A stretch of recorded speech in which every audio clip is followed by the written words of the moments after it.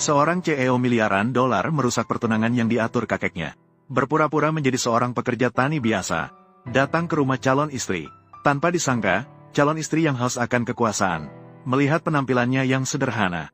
Langsung menunjukkan rasa jijik. Bahkan sengaja mengambil satu ekor lobster. Mengolok-oloknya sebagai desa yang bahkan belum pernah melihat lobster. CEO pura-pura tidak tahu cara memakannya.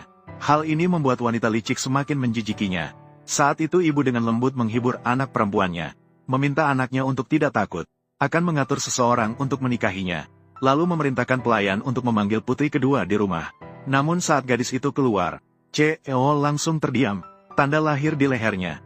Memunculkan kenangan yang telah terlupakan. Saat dia diintimidasi saat kecil oleh CEO.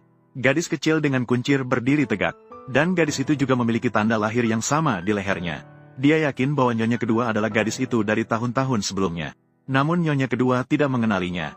Pada saat itu, ibu yang juga terus mendorong gadis itu untuk segera menuangkan segelas anggur untuk pria itu. Melihat keduanya selesai minum anggur, ibu yang licik pun tersenyum puas. Pada saat itu efek obat mulai terasa. Mereka mulai kehilangan kesadaran. Ketika nyonya kedua bangun, menemukan dirinya tidur dengan pria itu.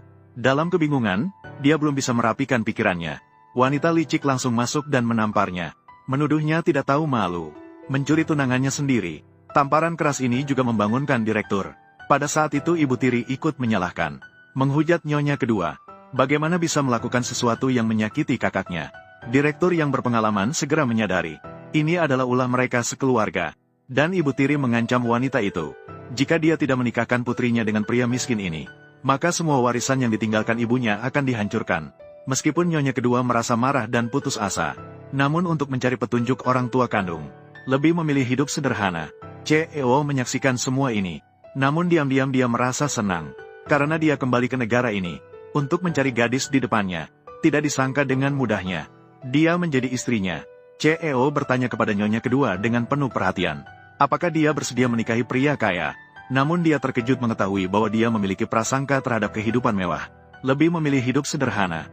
Daripada terlibat dalam intrik dan tipu daya, pria itu memutuskan untuk menyembunyikan identitasnya untuk sementara waktu. Dia akan mengungkapkan kebenaran kepada gadis itu saat waktunya tepat.